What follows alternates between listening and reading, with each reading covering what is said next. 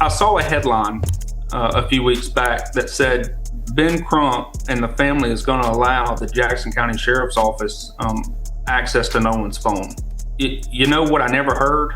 I never heard him follow through with that. Our boys had no reason to do anything with Nolan's phone other than give it back to Christine and her friends later that night. Just because somebody tells you the sky is blue does not mean the sky is blue. You do know that, right? I'll tell you this. They were off the island at 4:30 p.m. and Nolan Wells was seen alive by multiple people at 6 p.m. still on the island. I'm watching people like Don Lemon and others say things that are total lies that they wouldn't have to present if they would ask me, they would ask the lawyers, they would talk to other people that are involved in this. But they refuse to do it so they can push an agenda, in my opinion. They want these white boys to be wrong so bad that they're willing to overlook evidence. Let me ask you something. Have you ever Googled your own name? Do it sometimes. You'll be shocked how much of your private information is out there. Your address, phone number, even your family details. And here's the crazy part. Data brokers and random websites are selling your information without your consent. That's where Incogni comes in. Incogni tracks down and removes your personal data from hundreds of data broker sites, the ones that collect, sell, and repost your information for profit. And now with Incogni's custom data removal, you can maximize your online privacy. That means if you find that your personal information is on any site, you can just send Incogni a link and their privacy experts will handle the rest. It's really that simple. Remember, a VPN protects your data going out, but Incogni removes what's already out there. They can't harm you if they can't find you. And this isn't some shady privacy gimmick. Incogni's custom data removal process was verified by Deloitte, proving they actually get results. Take your personal data back with Incogni. Use code Tatum and get 60% off an annual plan at incogni.com/Tatum. That's incogni.com/Tatum. Protect your privacy today. This is Ed Paulsick, who is the attorney, the defamation attorney for the boys in the Nolan Wells case. And I say the boys, the white boys that y'all called, some of which I interviewed. I interviewed all the ones he represents, so not some of which, all the boys that they represent I interviewed just this past week. Here is his statement to Nancy Grace. Now, here's what I will say. I love Nancy Grace. I've been on the show multiple times. I plan to go on the show again.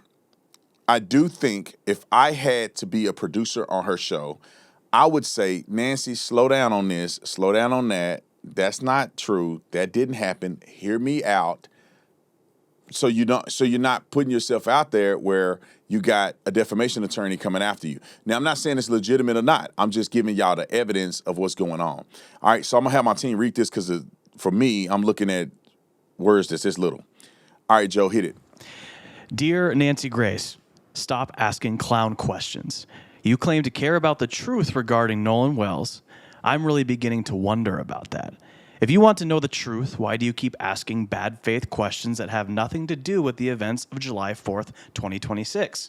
As a former prosecutor, you should have known better than to ask irrelevant questions that are calculated only to anger and inflame. You opened our interview by asking me how I became involved in the representation of my completely innocent friends, Warren Hudson, Jack Spatalo, and Morgan Seymour.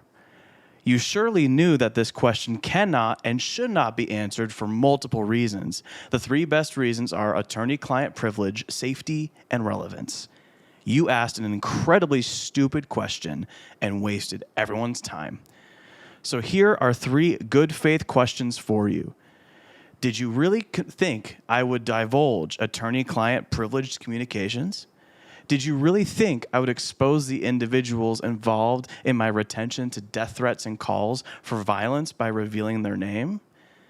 Given that I was nowhere near Horn Island on July 4th, 2026, or anywhere near Mississippi for that matter, can you come up with any earthly reason as to your bad faith clown question would bring us closer to the truth about what happened to Nolan? Bad faith, Nancy. Clown question.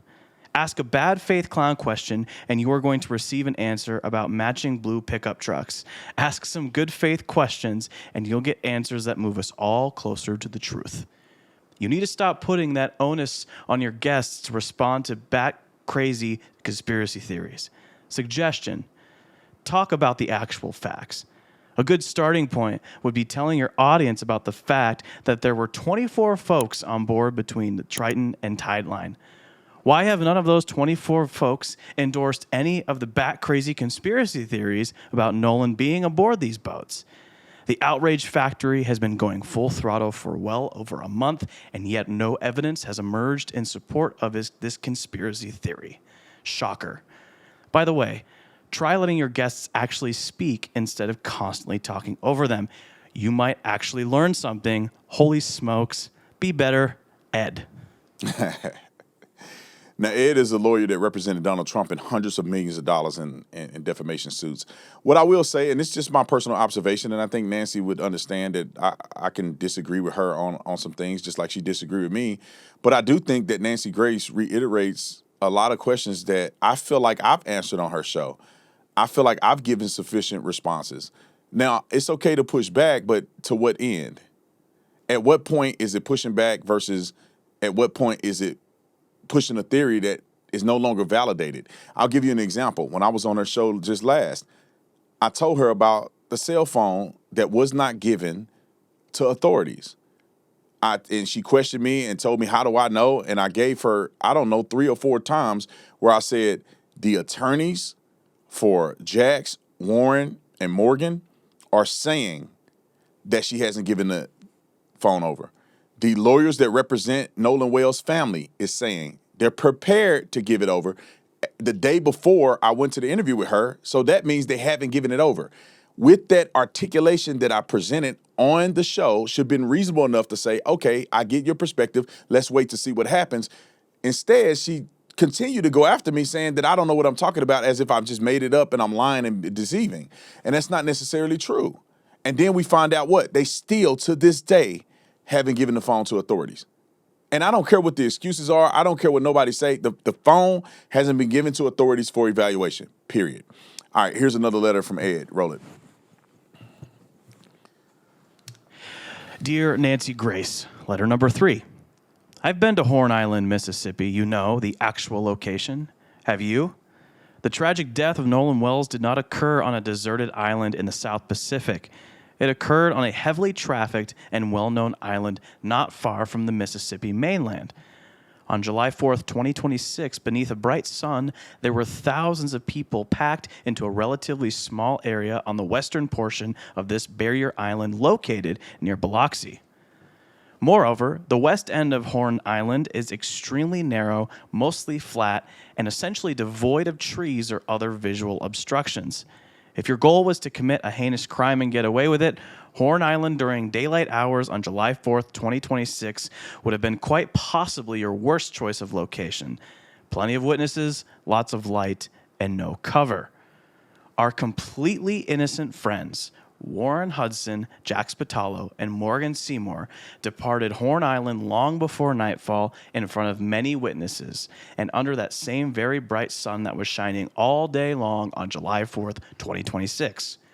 The Castaway hoax is drifting off into oblivion faster than Wilson the volleyball. Visit the island. Ed and Tyler. Now, what is my take on this statement to Nancy Grace? Well, when I look at what I did, I decided to go to Mississippi myself and look at Horn Island. They were graceful enough to give me a tour on the boat. It wasn't the same boat I think that Nolan was on, but it was on a boat. We went out. We did the same path. I was able to observe the island and look at what happened on that day, compare that with video footage, and I can see how it is almost impossible for something nefarious to happen blatantly, which means a bludgeoned person being killed, people screaming about this person being killed, then being thrown overboard.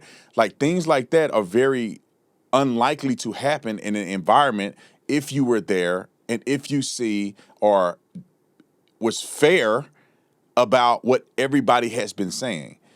There is clear evidence that these 3 young men were not there when Nolan died. He wasn't on the boat. Video was already submitted, put out to the world.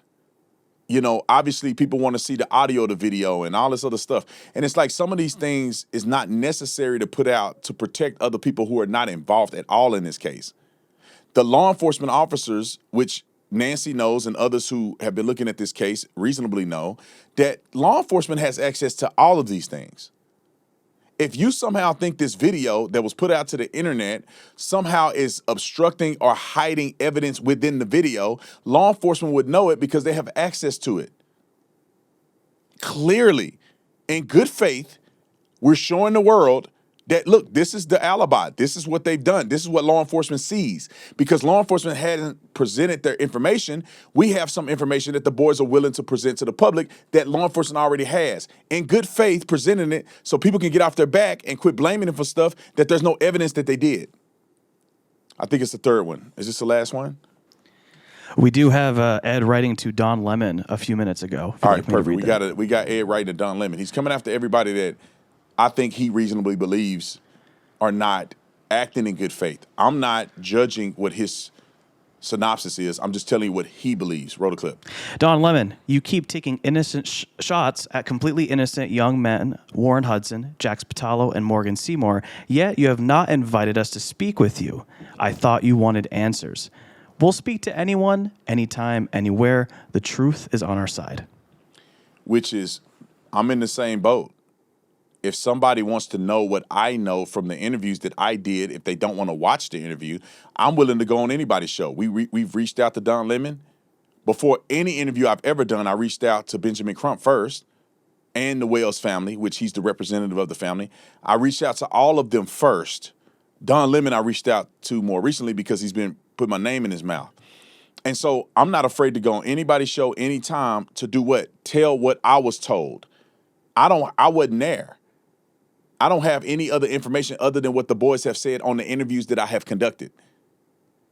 So anybody want to have a real good faith conversation, because I'm watching people like Don Lemon and others say things that are total lies that they wouldn't have to present if they would ask me, they would ask the lawyers, they would talk to other people that are involved in this, but they refuse to do it so they can push an agenda, in my opinion. They want these white boys to be wrong so bad that they're willing to overlook evidence. Don Lemon really wanted to know. He'll have me on the show. He got my name in his mouth every time he speaks. I don't know, 5 or 6 shows now. I'll bring him on my show, but he hasn't done any research. He hasn't done an investigation. He hasn't really interviewed nothing but one person. There you go.